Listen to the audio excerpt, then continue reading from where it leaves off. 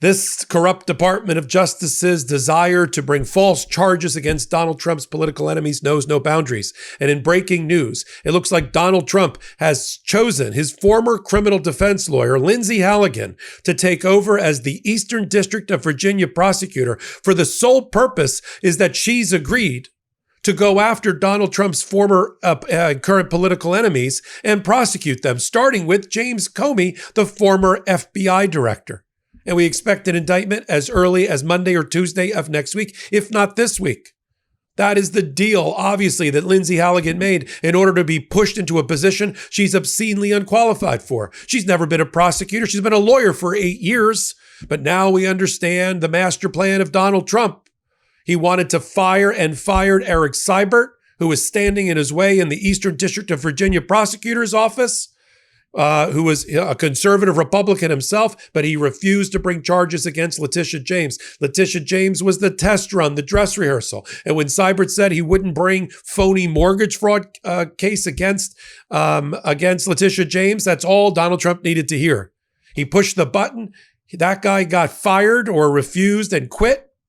He then posted on social media just 2 days ago, ordering Pam Bondi in public to appoint effectively Lindsey Halligan, his former local counsel in the Mar-a-Lago case with no federal prosecutor experience, to take over in the Eastern District of Virginia because he wanted James Comey to be indicted.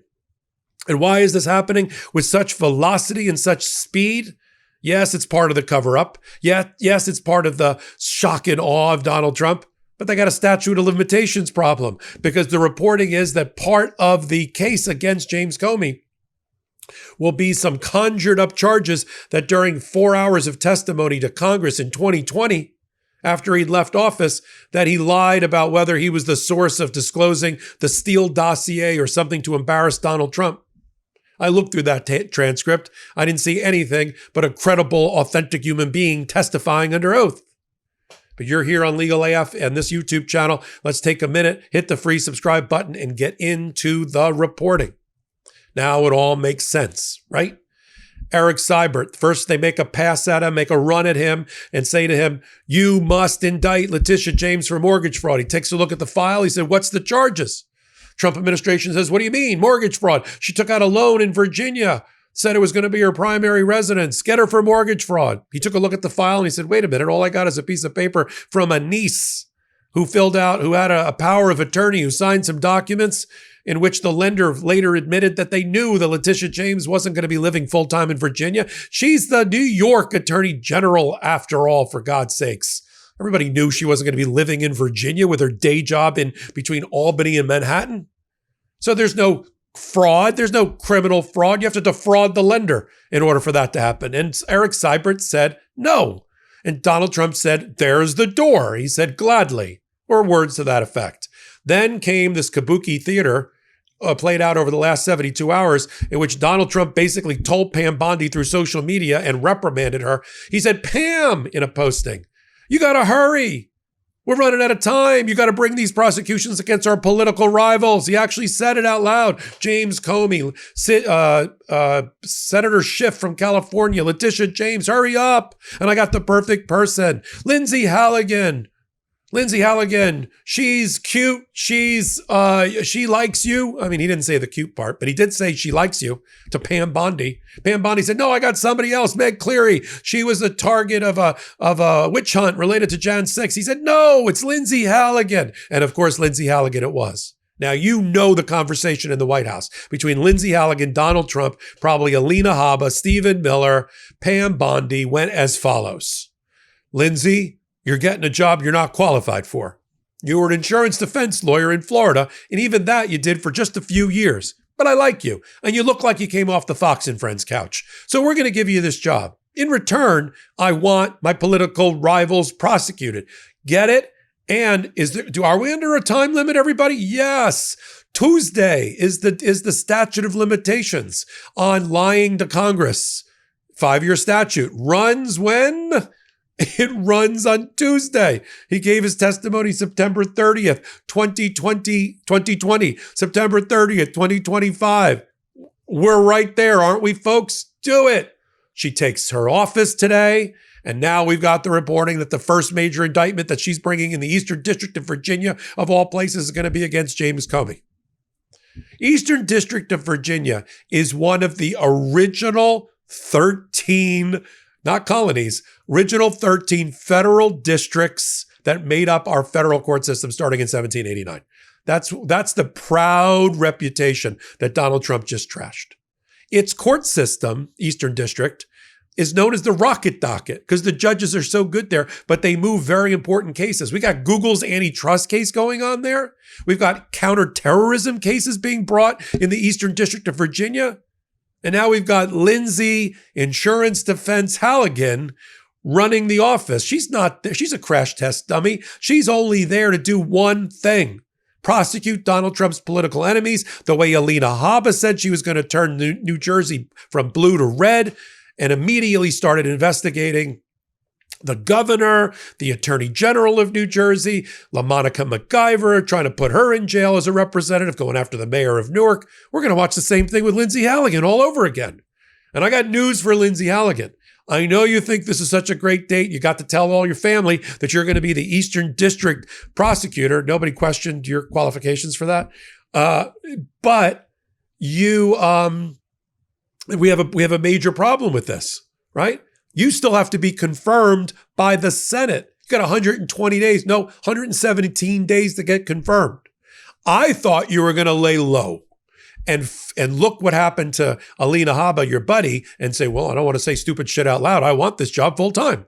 No, she's going to prosecute James Comey. And then when they bring her before the Senate and the Judiciary Committee, and she's being grilled by Amy Klobuchar and Cory Booker and Senator Schiff. That'll be interesting. I can't wait to see Lindsey Halligan, who's gonna go after people like Adam Schiff, talking about him, in responding to his cross-examination. And she's going to have to explain how she got the job, why she's qualified for the job, having absolutely no experience, and what was the quid pro quo to get the job. And we should be demanding all of the communications, all the emails, all the text messages in and around Lindsey Halligan's pick. And people should be testifying about that. And witnesses hopefully will come forward about that. So let me show you first a clip from James Comey testifying in Congress almost 5 years from today, about the Russia investigation and the Russia interference in the election. Let's run that clip. 2016, the U.S. intelligence officials forwarded an investigative referral of to FBI Director James Comey and Assistant Director of Counterintelligence Peter Strzok regarding U.S. presidential candidate Hillary Clinton's approval of a plan concerning U.S. presidential candidate Donald Trump and Russian hackers hampering U.S. elections as a means of distracting the public from her use of a private email server. You don't remember getting that or being taught? That doesn't ring bells with me. Okay. Well, that's a pretty stunning thing. It didn't ring a bell, but it did come to you. Let's just end with this. You get this inquiry from the Intelligence Committee to look at the Clinton campaign, basically trying to create a distraction, accusing Trump of being a Russian agent or a Russian stooge or whatever to distract from her email server problems. And how far-fetched is that, Mr. Comey, when we now know that the Democratic Party, through Fusion GPS, hired Christopher Steele, a foreign agent who had a very strong bias against Trump, who hired a Russian subsource who the FBI believed to be a Russian spy to compile a dossier that was a bunch of crap to be used against an American citizen working for the Trump campaign. You already knew that. Seems to me you'd want to investigate other allegations, but you're telling me that you don't recall this. I'm sorry, Senator, is there a question? Yes, you don't recall this inquiry I just read about September the 2016.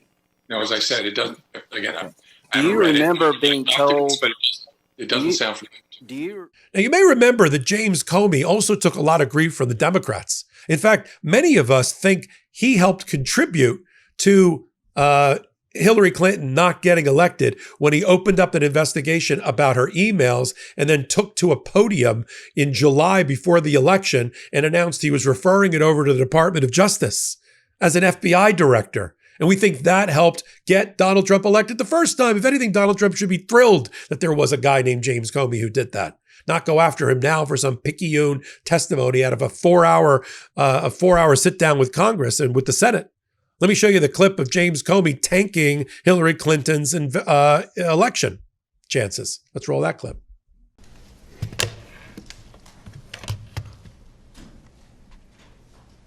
Good morning. I'm here to give you an update on the FBI's investigation of Secretary Clinton's use of a personal email system during her time as Secretary of State. After a tremendous amount of work over the last year, the FBI is completing its investigation and referring the matter to the Department of Justice for a prosecutive decision. What I want to do today is three things. I want to tell you what we did, I want to tell you what we found, and I want to tell you what we're recommending to the Department of Justice. Now, if you wonder why all of these people around Donald Trump and Donald Trump say that there was no Russia collusion, I don't know about all that. I do know that Donald Trump himself called for the Russians to help his election by releasing those same Hillary Clinton emails, which he was sure they had. So wait a minute, they got Hillary Clinton's emails. They did a break-in to the Democratic National Committee. They hacked into Hillary Clinton's emails. They had them, and now you want them to be released to help you get elected? That sounds like you're running the election interference, don't you? Let's run the clip of Trump calling for Russia to once again, apparently, help him win the election. Let's roll the clip. That a person in our government, Katie, would delete or get rid of 33,000 emails. That gives me a big problem. After she gets a subpoena, she gets subpoenaed, and she gets rid of 33,000 emails. That gives me a problem. Now, if Russia or China or any other country has those emails, I mean, to be honest with you, I'd love to see them. Russia, if you're listening, I hope you're able to find the 30,000 emails that are missing. I think you will probably be rewarded mightily by our press. But we're going to keep an eye on this. There's a little thing called vindictive prosecution that is a defense to an indictment like this. First, she's got to convince a grand jury that he lied. At the rate that that these prosecutors for Donald Trump are failing to get indictments out of grand juries, I'm not so sure that's going to happen. I mean, Jeanine Pirro 5 times was unable to get a grand jury to bring felony charges against somebody who threw a sandwich at an ICE person, against an ICE officer. Now, I know we got other issues with ICE today. I'm not trying to make light of it, but that is the case, that you try to get an indictment and a grand jury said, no. Now, the Eastern District of Virginia, sort of a mixed bag. You know, there's some MAGA and some Trumpers in there that live and work in D.C. A lot of Democrats in there as well. I think it'll be a 50-50 grand jury. I think that's why they want to bring it there and not in D.C.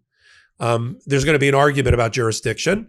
I think ultimately Eastern District is probably okay, given that's where Comey lives in that district, presumably. But she's got to still get that indictment. She's not going to be able to do it. What indictment has she ever returned? What fender benders in Florida? PIP litigation over somebody, some slip and fall in a hallway? No, she's going to have to rely on some real prosecutor in the Eastern District of Virginia. And I call on all of my fellow bar members who took an oath not to be complicit in this Department of Justice and its corruption. Resign. Just like the Southern District of New York prosecutors did when they wouldn't do the bidding of Donald Trump about Mayor Adams, you should do the same thing. Everybody should walk out of that office. I'm sorry if it dashes your career hopes, but you have no career inside of a corrupt Department of Justice. It's like saying, well, I was a mobster with a heart of gold inside the mafia. Doesn't work that way. So we're going to continue to follow it all right here on Legal AF. Take a moment, hit the free subscribe button. Come on over to Legal AF Substack, and we'll be posting things like the Comey indictment on Legal AF Substack. So until my next report, I'm Michael Popok. I'm Michael Popok, and I got some big news for our audience. Most of you know me as the co-founder of Midas Touch's Legal AF and the Legal AF YouTube channel, or as a 35-year national trial lawyer. Now, building on what we started together on Legal AF, I've launched a new law firm, the Popok Firm, dedicated to obtaining justice through compassionate and zealous legal representation. At the Popok firm, we are focused on obtaining justice for those who have been injured or damaged by a life-altering event, by securing the highest dollar recoveries. I've been tirelessly fighting for justice for the last 35 years, so my own law firm organically building on my legal AF work just feels right. And I've handpicked a team of top-tier trial fighters and settlement experts throughout all 50 states known as big auto injury attorneys who have the know-how to beat heartless insurance companies, corporations, government entities, and their attorneys.